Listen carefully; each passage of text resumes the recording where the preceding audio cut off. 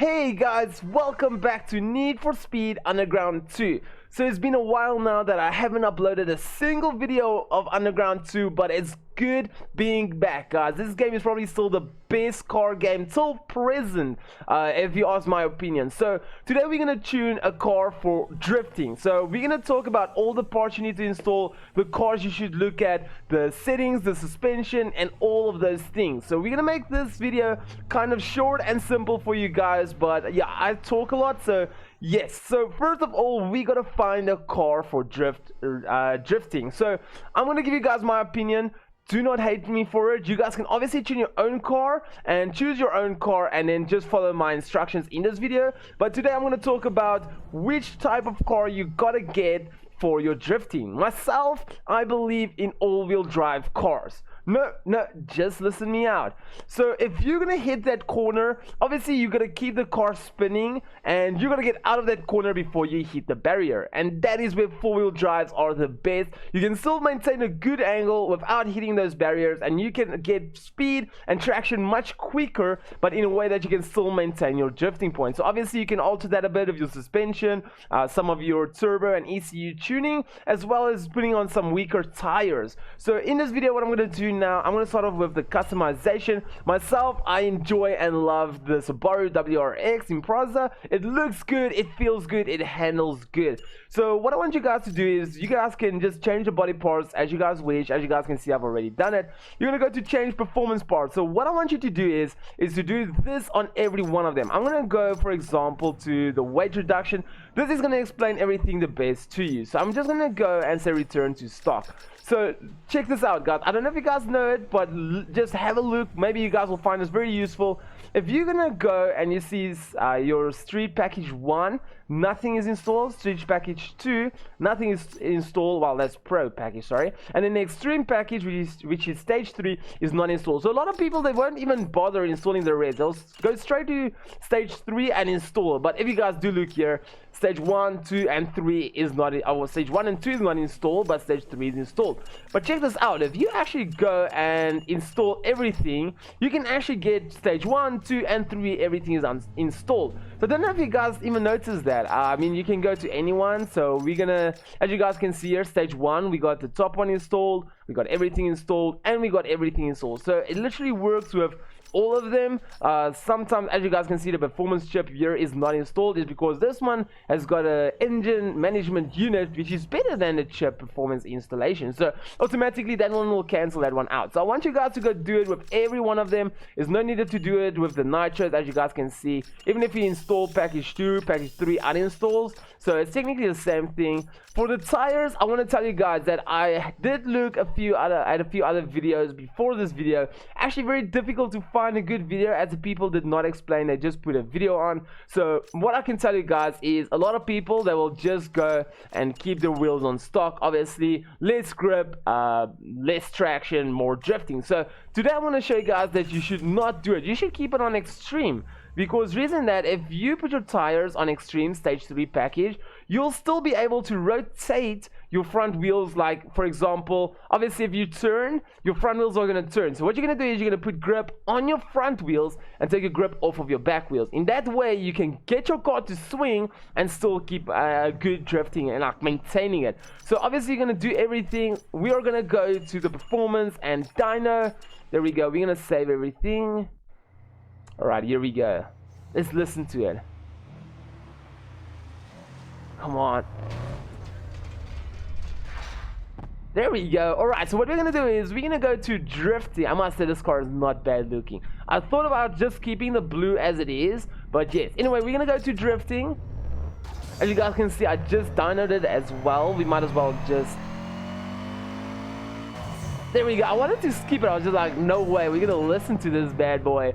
So what we're gonna do is we're gonna go all the way through, and here's where a lot of people are wrong. When you're doing drag racing tuning, you can actually just go ahead and start tuning here, but because it's drifting, I would rather recommend you guys to just go to test run, because while you're doing your test run, oh my goodness, that's just sexy.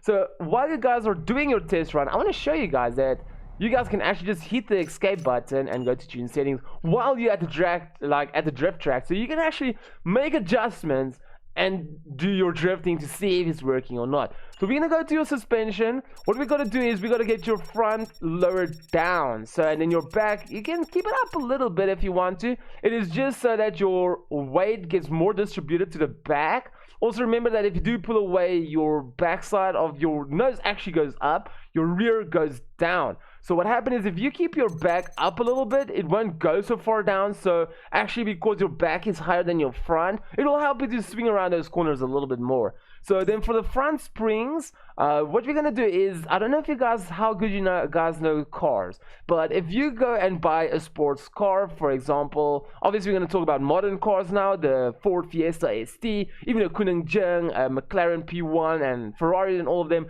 they work with a hard suspension.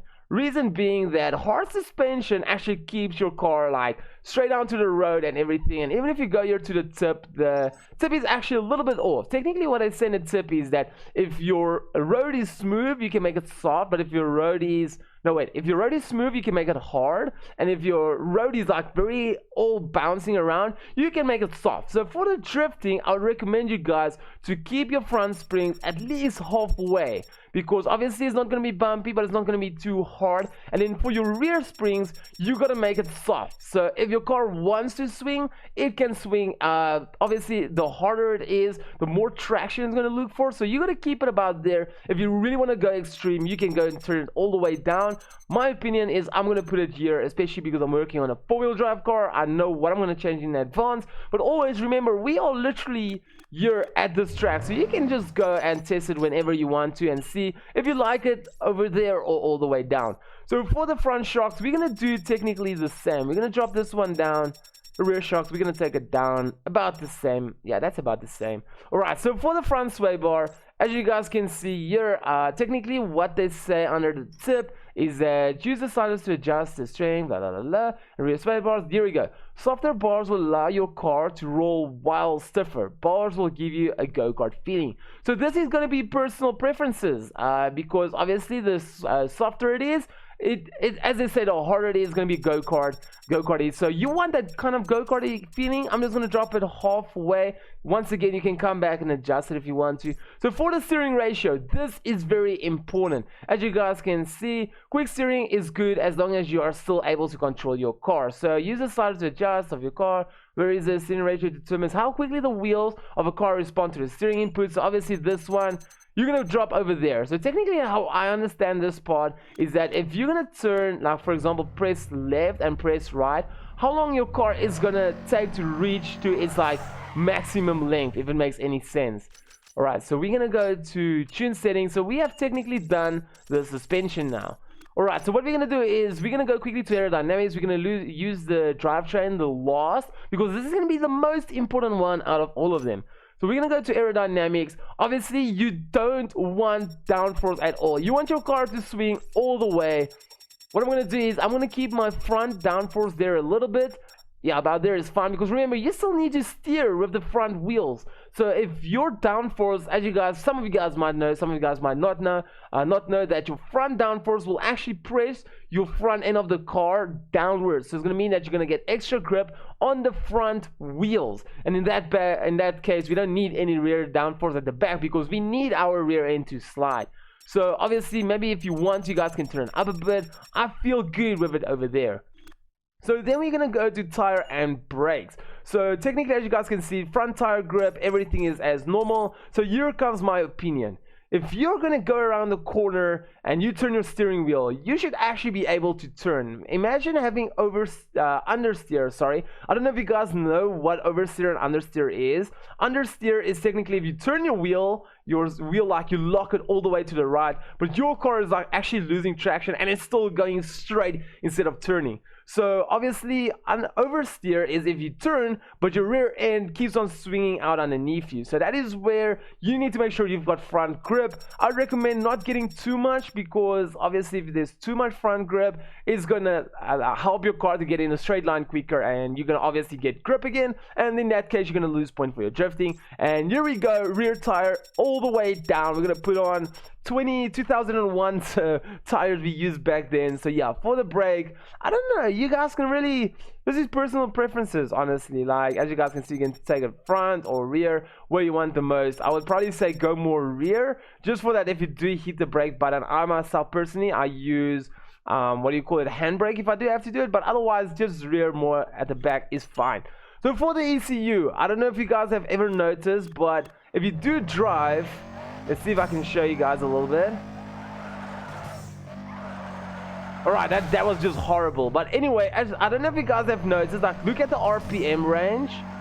You guys are almost never going all the way. Sorry, I'm not actually looking at my drifting, I'm looking at the RPMs.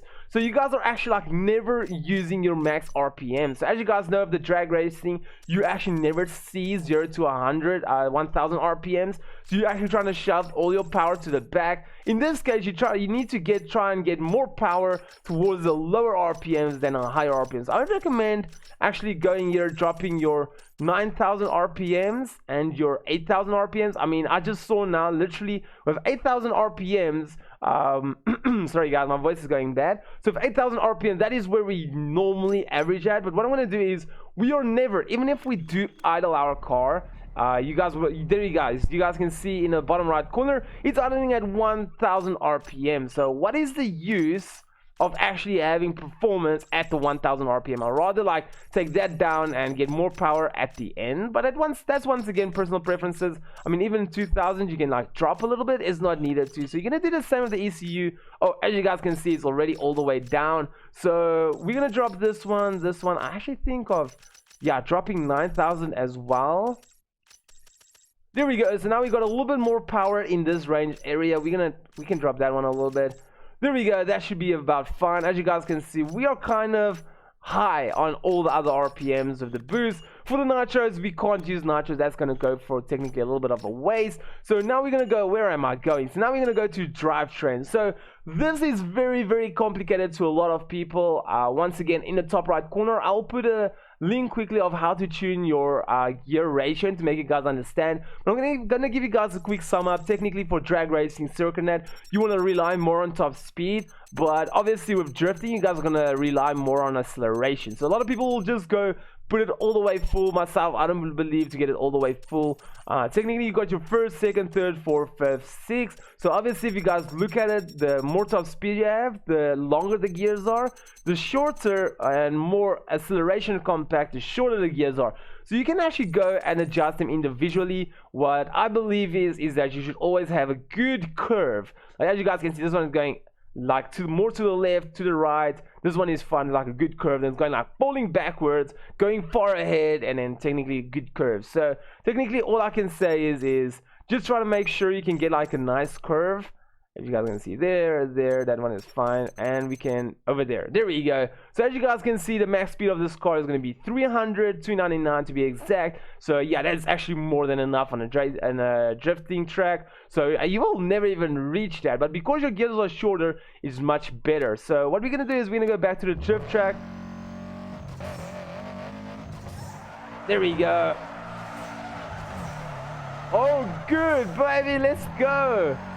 Because the gears are much shorter, you can keep like it more action-packed. Obviously now it's all about how you guys are gonna drift. That was just horrible. What I'm trying to do is, and trying to explain to you guys, the closer you guys stay towards the outsides on the drift and the inner sides, the more points you're gonna get. There we go. As you guys can see, four-wheel drive is for the win. It can get in the corner and out of the corners. That is a bit bad, but it keeps its drift. It keeps its drifts. There we go, guys. Stay on the corner for that extra points. Oh, that is way too fast. There we go. There we go. We got this. So this is technically the easiest way to sum it up for you guys. As you guys can see, if I never tuned my drivetrain there, I would have probably stole the car. But with the shorter drivetrain, the gear ratio, it can actually like maintain its drifting. So yes, I hope this really helps you guys out. I mean, as you guys even look at the RPM gauge, it is like never even going to 9000 unless it shifts. Come on, you got this. Oh, we actually just touched the rev booty. Come on, there we go. Oh, it's still drifting, but we're not getting points. We just probably went under the speed limit. So yes, as you guys want to, let's see if it can drift. Oh, that is horrible. Come on, drift, baby, drift, drift, drift. I mean, donuts, donuts. Right, those are some poor donuts. But anyway, guys, I really hope this video helps you guys out a lot. I mean, I think that it should. I think I did explain everything. Obviously, if you guys have any other questions, drop it in a comment below. I'm always helping, even now till today, even videos that is over a year old. I don't mind commenting on it. But guys, thank you so much for watching. I really do appreciate it. I'm gonna go ahead, drift a little bit more, but I'm gonna end the video over here. Thank you once again, guys, and have a fantastic day. Woo! Come on, guys, you can't get better than that. This is perfect. Oh my goodness, 40K, let's go. Oh, no, no, no.